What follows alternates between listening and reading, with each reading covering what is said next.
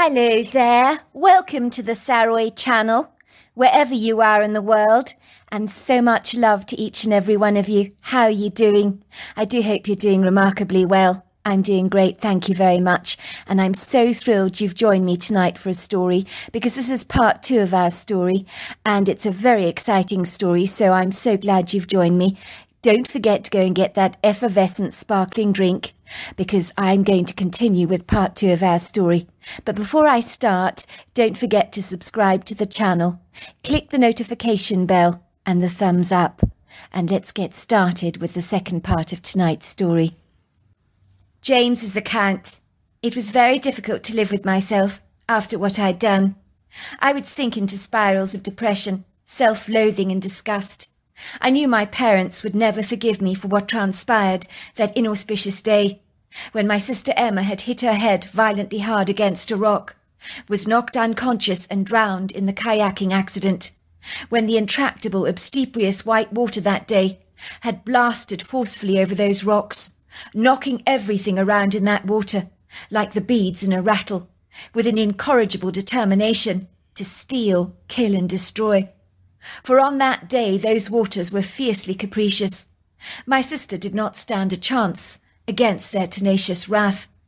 My parents held me accountable for my sister's death, but no one was harder on me than I was on myself. I would often wake up in the middle of the night. My forehead would break out into gleaming beads of perspiration that would saturate the back of my neck and my hair. My heart would be pounding so vigorously in my chest that I could feel the urgent vibration of every thumping beat.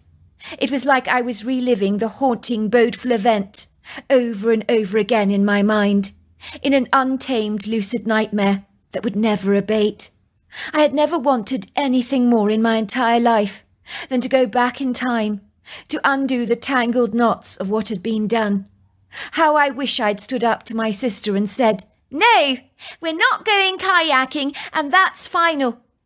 Even when I had agreed that we would go, there was a tiny, unassuming little voice inside my head that kept whispering, "No, don't go, don't go." But I had disregarded it. I had always wondered whether that was the still voice of my intuition, hankering after my attention, nudging my gut, that I had willfully ignored. My sister would have been disappointed, of course, sulked, walked away, described me as a spoilsport, but at least she'd be alive today. The relationship with my parents had changed in leaps and bounds. I knew my mother hated me for what had happened, and my father could barely bring himself to look at me for the first 2 weeks after the event. I was the cruel reminder of his dreadful calamitous loss. I remember feeling so desolately lonely. We would still return to the cabin for weekends. I don't even know why we did. Maybe my parents wanted to be close to my sister, but my desire to go kayaking again had been vacuum suctioned out of me, as I didn't have much desire for anything these days. My passion for life had wilted away like a flagging alpine flower on the prairie. It was like our whole household was basking in a deep melancholia. It was sometimes very hard just to get out of bed. It was always a struggle waking up to face a brand new day. When the weather was beautiful, the landscape transfixing, it seemed so wrong that anything could dare to be so glorious with my sister gone from our lives. How could the world go on when my sister was no longer around? It made no sense to me at all. I missed her terribly. You never appreciate how much until that person you love is taken from you. I reflected over and over again on the day the hairy man I'd encountered had told me my sister had said sorry. He claimed he'd seen her spirit leaving her body, and that I would see her again one day. Indeed, his reassuring, encouraging words gave me much more hope than anything the counsellor I was currently seeing had actually said. Her redundant, fruitless words had been so pathetic, like raindrops running off a waterproof awning, as nothing she said penetrated. It was like the hairy man knew things ordinary people just didn't know. He had an understanding of the spiritual realm. I knew he was sad my sister was gone, but he did not see her death as completely devastating, as he seemed to know she still lived on, even after this life. So he had a peace about her passing that I did not have, and wished I could acquire. I wore the guilt on me every day, like a heavy overcoat I didn't want to remove. I didn't feel I deserved to be happy, so in effect I was like a prisoner in my own body. The same could have been said for my parents. I knew they blamed me for my sister's demise, but they also blamed themselves. I think my father wished he'd locked away our kayaks. I blame our son for Emma's death, 100%, I'd heard my mother say. James is responsible. You know what Emma was like. She always liked to take risks. I wouldn't mind betting, because the current was more feisty than usual, she thought it would be fun to go kayaking. Of course she put James up to this, I know she did. I know how persuasive she can be. But none of this excuses James' behaviour. He's the older, wiser brother. He should have been the responsible one. He knew better. He must have understood that the water was way too choppy, far too dangerous that day. That's not fair, sweetheart. Are you going to hate James for the rest of his life because of what happened? We are also guilty for Emma's death. You can't lay the responsibility at James's door. That's an extremely cruel thing to do. This is our son we're talking about, not a random stranger you would like to get your claws into. What absolute nonsense! We did nothing wrong. This was James's fault. That's not true, sweetheart. You know it's not. We left our children unsupervised at the cabin. I didn't lock up the shed with the kayaks. You know, when I told James that he and his sister were never allowed to go kayaking on their own, I had an instinctive sense they wouldn't listen to me, and that the moment our backs were turned, they'd do something like this. You know what that is. It's an instinct. My instincts warned me, but I did nothing. Well, if you felt like that, you should have locked up the kayaks, shouldn't you? You should have been more careful. If my instincts had told me to do that, I would have listened to them. That's exactly what I'm saying. You're right, sweetheart. I should have listened to my instincts. Well, then why the hell didn't you? Why didn't you listen to them? We could go around in circles blaming each other, but that would be futile, would it not? But I feel very bad for James. I think we've been very unkind to him recently. Have you seen how desperately sad and deflated he's become recently? The headmistress phoned me from the school, you know. She's very concerned about him. You never told me this. Well, I didn't want to upset you, did I? You are far too upset at the moment. It didn't seem a good idea upsetting you any more than you already are. You didn't want to upset me? Listen to yourself, sweetheart. Nothing could upset me after what I've been through. Don't you realise that? I'm at rock bottom in my life now. I can't even sink any deeper or any lower, even if I wanted to. A few more rocks being thrown at me are hardly going to drag me any further down. I'm at the bottom already. I take great offence that you'd keep something as significant as this from me. You're very angry with James all the time. I've seen your behaviour, sweetheart. You barely acknowledge our son these days. And if you talk to him, you snap. I notice you avoid even giving him any form of eye contact. That's very cruel. I did that in the beginning, I admit, because I was furious with him, but not any more. Do you realise what you're doing to that poor boy? You're making him feel like an outcast, as if he doesn't belong anymore and isn't welcome in our home. He's our son, for goodness sake. What are you saying? What are you saying? That I'm a bad mother? My mother had barked. What I'm saying, sweetheart, is that our son is hurting too, very much. He's lost his beloved sister. He was very, very close to Emma. You seem to forget that. You think this is all about you, as if you have a monopoly over grief, when we have all been equally as hurt. All of us are suffering Emma's loss. But you are behaving as if her death has only afflicted you personally, that you're the only one that is suffering here. But we're in this together. I can't believe you're talking to me like this. How dare you? Emma was my daughter. I gave birth to her. I'm her mother. I've every right to be grieving her loss. So does our son. So do I.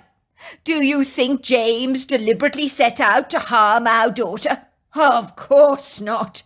If he knew the outcome of their fortuitous adventure, he'd have never agreed to go kayaking with Emma. James is a sensitive soul, with a huge heart on him. There isn't a bad bone in that young boy's body. But you're treating him so abysmally, every day, with your willful contempt. It's disgusting. I'm not saying he set out to hurt Emma. I'm saying he's responsible for her death. We keep going over this again and again. But you keep avoiding my question. What did the headmistress have to say about James? She's very concerned about him. All the teachers are. She said that James was one of her most, how can I put it, interactive kids. Very involved in lessons, inquisitive, curious, and inquiring.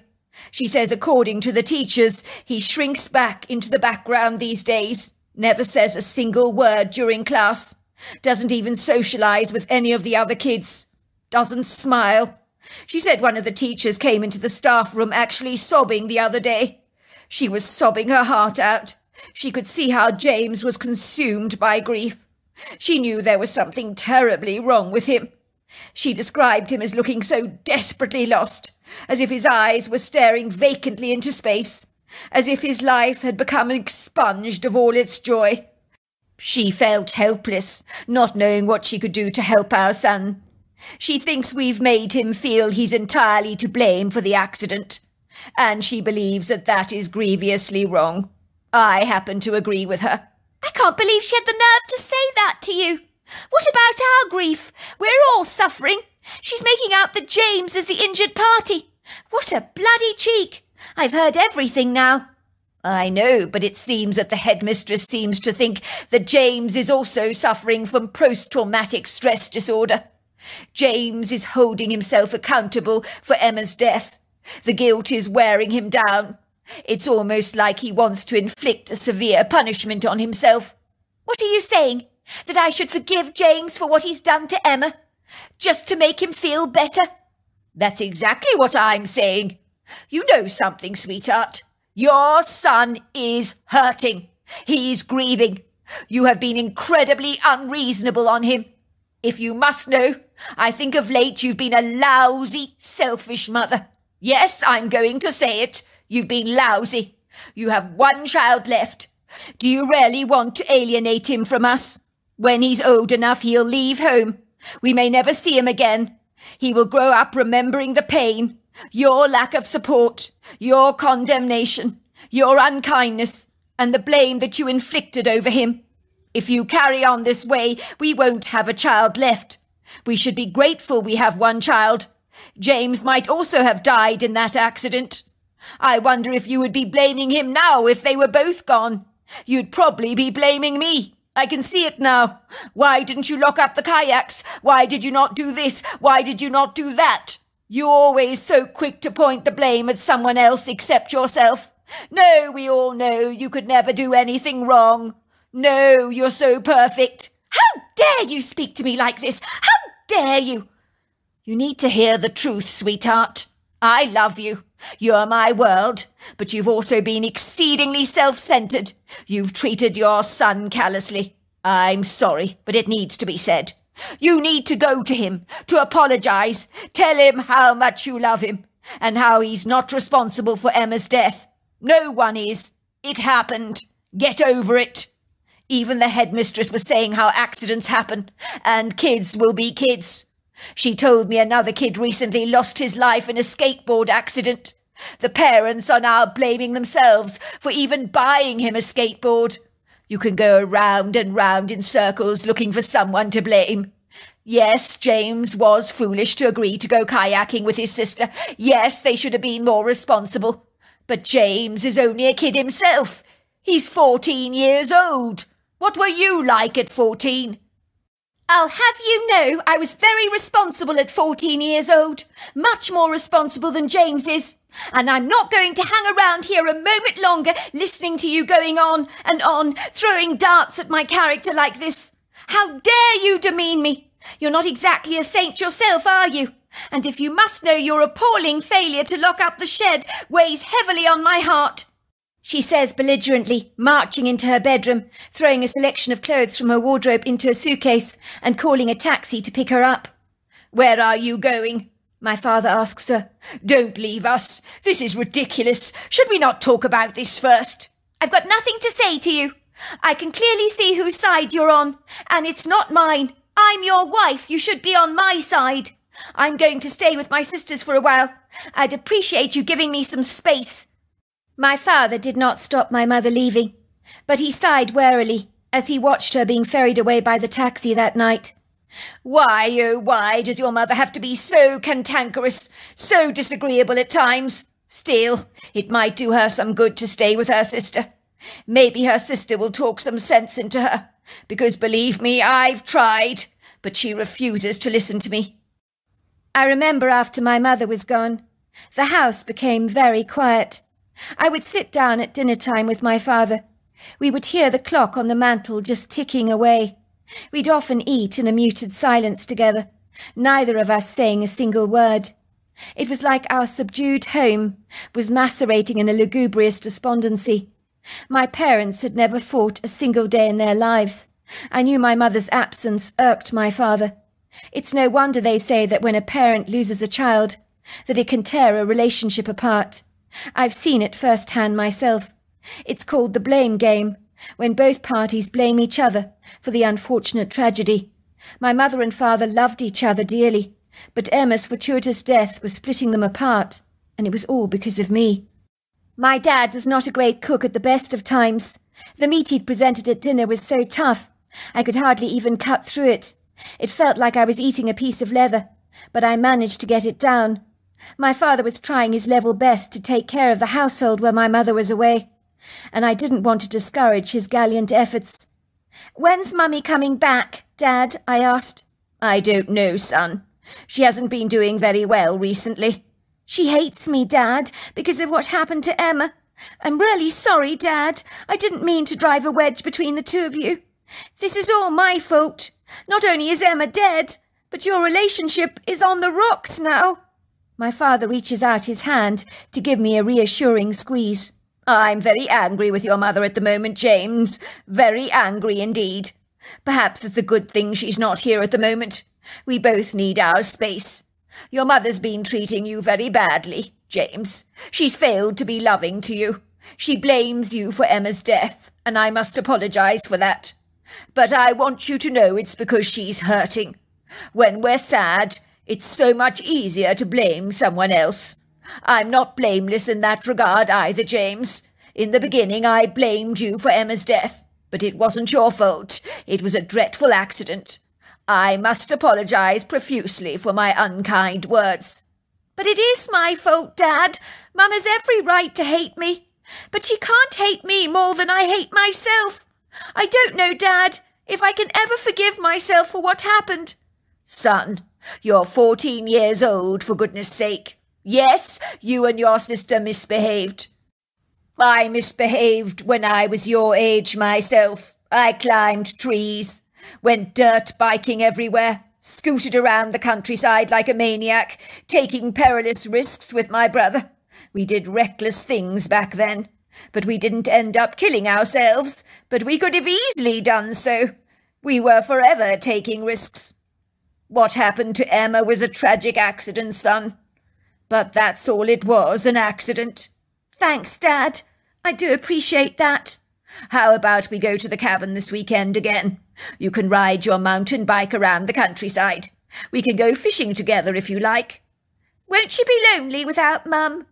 "How can I possibly be lonely? I'll be in very good company with you. And as I keep saying, if your mother doesn't get her act together and smell the coffee, we can't be on the same page.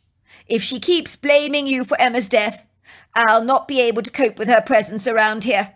Do you understand that?" I nod. "I hope it works out between you and Mum, Dad." "Me too, son.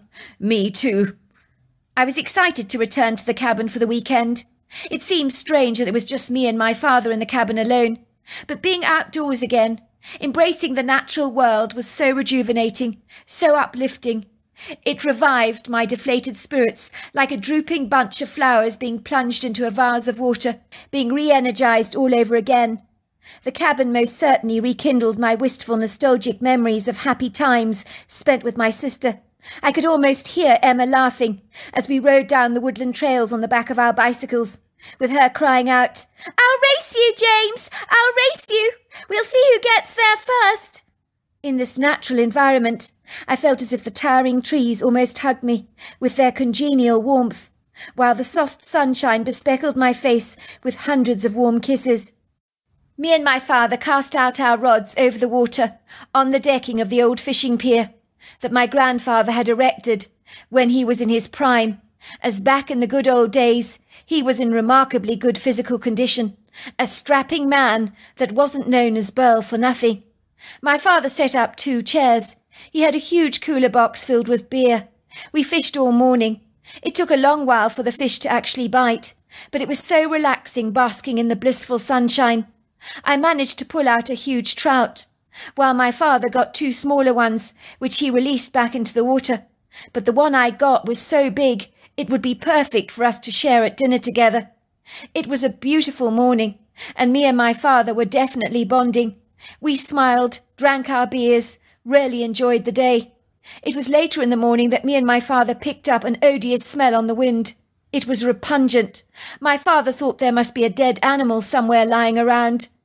But I thought his observations were rather strange, as the smell would come and go. I mean, if it was a dead animal, why would the smell just disappear suddenly without a trace, only to return again later, and become significantly stronger? I got the sense that me and my father were being watched. I didn't want to say anything to him, but when I looked up at his face, I could see his relaxed demeanour had shifted, and he looked distinctly unsettled. "Dad, is something watching us?" My father looked relieved. "You feel it too? For a moment I thought I was going mad. Yes, I do feel as if something is watching us, but what? I don't know." I nodded. "It almost feels like we're being stalked by a predator." "Of course, that's what it is. Why didn't I think of that before? Maybe there's a mountain lion loitering around." "Whatever it is, Dad, I believe it's the owner of that bad smell. Do mountain lions smell bad?" "I don't know, son. I would doubt they would smell like this. Maybe the smell is isolated from the creature that is watching us. Maybe it's a dead carcass after all, caught on the wind that comes and goes, depending on the direction that the wind is blowing." That seemed to make sense to me. Me and my father, sensing we were being watched, became increasingly uncomfortable. We perceived the right thing to do was to return to the cabin. We didn't want to take our chances. One accident in our lives was more than enough. We certainly did not want to embrace another. If there was a predator loitering around, we were not eager to make its acquaintance.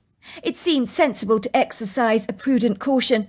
When we got back to the cabin, I noticed my father hastily bolted the door behind him, placing his rifle right next to it, and for a while he kept glancing out of the window, almost as if half expecting to see a strange animal skulking through the trees, or sniffing around the fishing pier, where we'd been moments before, sitting on our wicker chairs. We spent the rest of the afternoon piecing a jigsaw puzzle together. It was later, in the early evening, after the tangerine sun had finally set over the valley, and the evening had settled in, that me and my father felt that the enigmatic events of the day were at long last behind us. The bad smell had finally gone. We no longer felt that instinctive, bodeful sense that something was watching us. We eagerly cooked the trout I had caught over the fire pit that we had artfully erected. The fish was delicious and tender, melting in our mouths. My father sighed happily. "This is the life. I wish your mother was here with us to enjoy it. She'd have loved an evening like this." "I wish she was here too, Dad," I said. "I wish we could put this all behind us and start again. I'm sad that Emma is dead, Dad, but she would not want us to wallow in our grief. She'd want us to move on, wouldn't she?" "Son, I couldn't have put it better myself," said my father reflectively. "How I wish your mother would see sense." We sat there for a long time, drinking hot chocolates and watching the roaring flames of the fire pit, bouncing ebulliently over the wood, cracking, spitting and sizzling. For how long me and my father basked under the soft ethereal shadows of a half-moon and the bright spattering of silvery stars, I do not know. The night was magical. disturbed only by the sweet chorus and trills of the frogs and crickets, along with the rambunctious crashing sounds of the water thundering against the rocks from the river.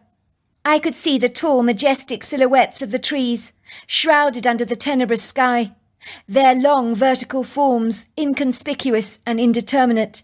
Finally sleep got the better of both of us, and so we retired to our bedrooms. The moment my head hit the pillow, I drifted off into a deep sleep. I was awoken to the sound of my sister's voice calling me. I sat up with a start. Did I just dream that? The voice sounded like Emma's, but Emma was dead. This was crazy. I heard my sister's voice calling me again. James! James! James! There was no doubt. This was unequivocally my sister's voice that I was hearing. I knew I wasn't imagining things. I didn't know what to actually think. I quickly dash off to my father's bedroom, but he's sound asleep. He's dead to the world. I can hear the rhythmic rise and fall of his chest. Should I wake him up? Tell him what I'd heard? I decided better against it. My father would think I was dreaming, and would not be best pleased to be awoken up. But I hear my sister's voice again. James! James! James! This time it's louder and clearer, coming from directly outside the cabin. I unhesitantly throw on my jeans and sweatshirt and walking boots, and with my torch I venture towards the door. My sister was dead. Why would I go after a voice that sounded like hers? It was like my internal engine was all fired up. I wasn't going to ignore her voice. I immediately unbolt the cabin door, closing it behind me. I won't be long. I just need to see what's going on, even though I have no clue what I'm expecting to encounter. The moonlight tonight is generous, even though it's only a half moon, but it does not hide behind cloud cover, but washes its light generously over the rugged terrain, lending a hand in making the night so much less intimidating. But even so, it does not feel auspicious. The first thing that seizes my attention, with an instinctive warning bell that I refuse to hear, is the crickets and frogs are not trilling tonight. I can hear the sounds of the river water crashing over the rocks, but that sound is a constant here. But the insects don't normally switch off like this, and their silence to me is conspicuous. I can smell that ghastly scent again, the manky smell of death and decay, that me and my father smelt earlier on in the day. It is so pronounced it causes the back of my throat to burn, and my eyes to almost weep, while I have to restrain the urge to throw up the contents of my stomach, as I feel distinctly nauseous. Should I go back to the cabin to get a rifle? Maybe the smell belongs to a predator. My thoughts are distracted by my sister's urgent calls. James! James! James! I could hear the tone of her voice was absolutely urgent, and my instincts naturally took over. I needed to find her. I knew she was dead, but I couldn't help but respond to that voice. I knew it was coming from beyond the trees, so I stepped up my speed, and with my torch wavering precariously in my hands, I bounded towards them. The voice seems further and further away, but I still keep running towards it. The sound of my boots can be heard breaking up leafy debris beneath my soles. And then I see him, and my torch slips out of my hand like butter, crashing onto the ground with a loud thump. This creature is using my sister's voice. He's calling my name, but he's not my sister. My mouth drops open, my jaw loosens, my sleepy eyes are now wide as saucers. My heart thuds in my chest. It pounds vigorously, while the hairs on the back of my neck stand up on edge. The creature I'm staring at is not human, but its body is humanoid, with a human-looking torso, arms and legs. It is standing up on 2 feet, and possesses the most enormous head I've ever seen, the head of a wolf, and its eyes blaze a bright red colour.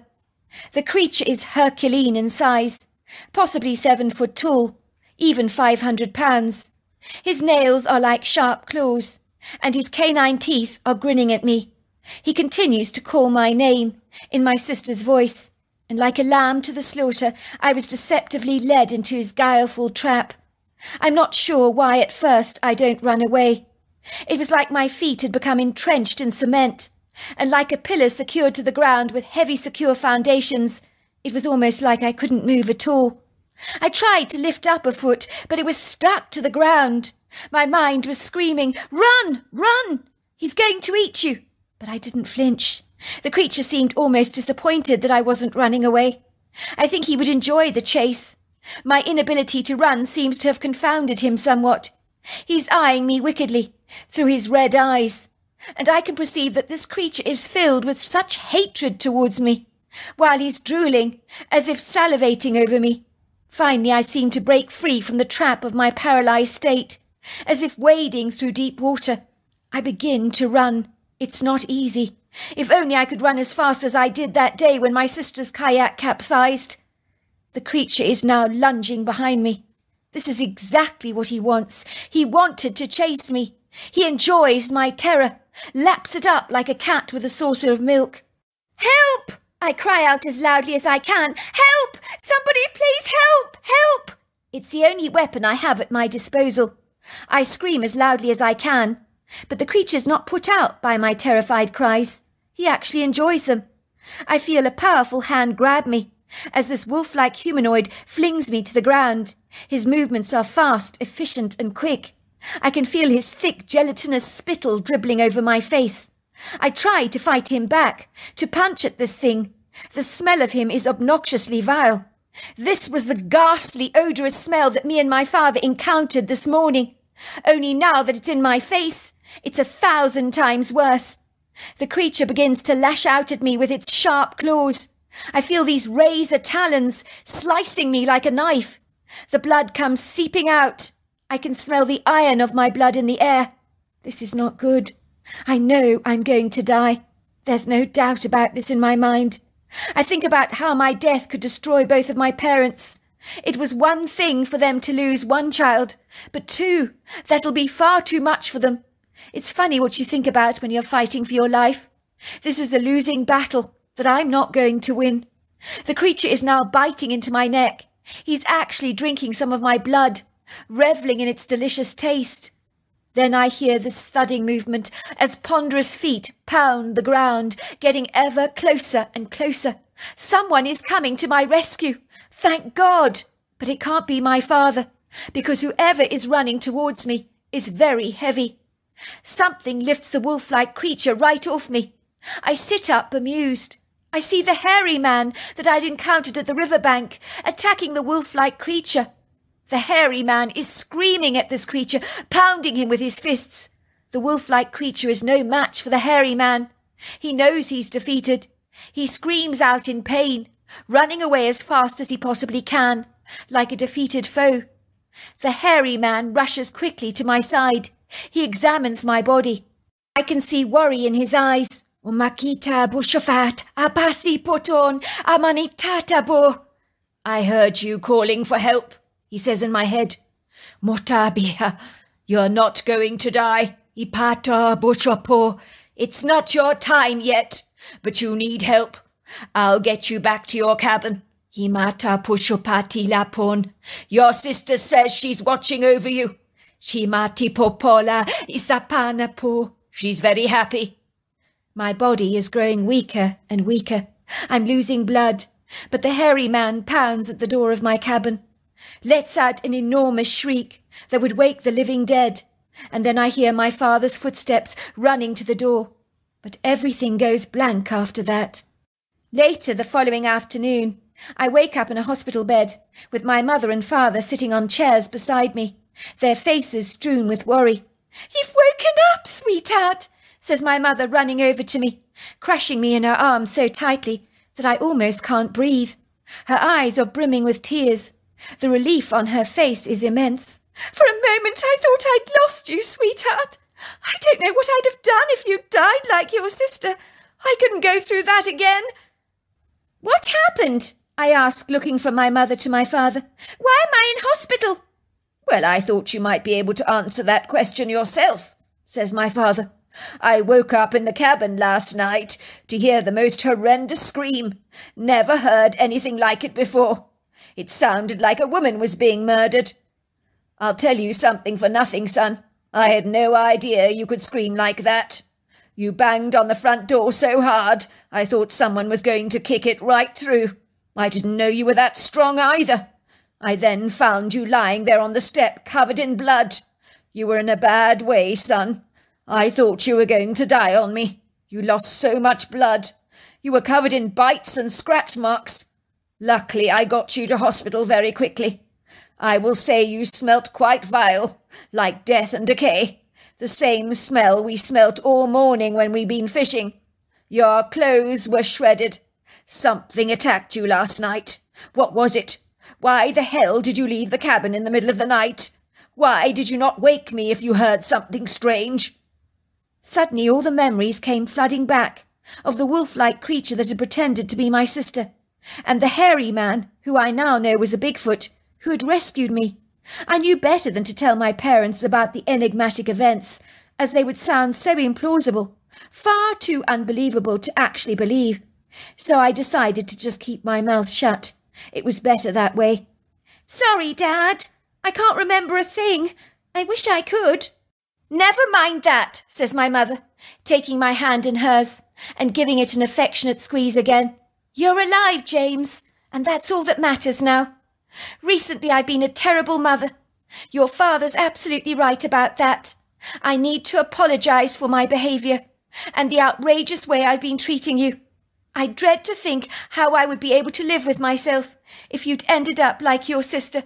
I know I've been blaming you for her death, but you're not responsible. No one is. It was just a dreadful accident. Your sister knew the precarious risks she was taking when she went kayaking that day. Of course she did. But she did it anyway.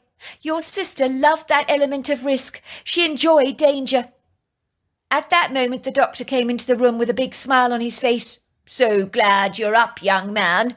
It was touch and go for a while with you. You lost so much blood, but we sorted all that out. Do you remember what happened to you? Something clearly attacked you." "No, sorry, Doc. I don't," I lied. The doctor furrowed his brow. "Well, something fierce attacked you. Maybe your memory will come back. I'm wondering if it was a bear, perhaps." "Sorry, Doc. I have no memory." "You're probably suffering from concussion, a little amnesia. To be expected, I'm sure. Anyway, it'll come back to you. The main thing is you're going to make a full recovery, and that's all that matters."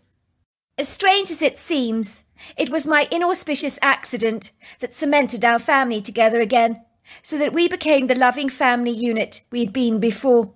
Of course, we missed my sister dreadfully, but we were able to move on with our lives and create happy memories together. We never forgot her, of course. My parents' relationship grew stronger than ever before. It was almost as if our grief had made us appreciate each other all the more, and the gracious gift that life had bestowed on us all. We learnt to accept that this life is indeed precious, and we need to live every day to the fullest. Emma certainly embraced those rules when she was alive, and she'd never have wanted to live a cautious life. These days I'm a happily married man, with 2 daughters of my own, one that is actually the splitting image of my late sister Emma in every single regard. And of course my mother is besotted over her granddaughter and feels that a part of Emma has returned to our lives again through her granddaughter. When I look at my daughter, I sometimes think I'm looking at Emma, not only physically, but my daughter also has that incessant desire to take risks like Emma did. It's almost like it's in our genealogy or something. So I am always watching her like a hawk, to ensure she doesn't take her adventurous spirit too far. So there you are. That's my story. Wow, what an incredible story. Until next time, goodbye and good night.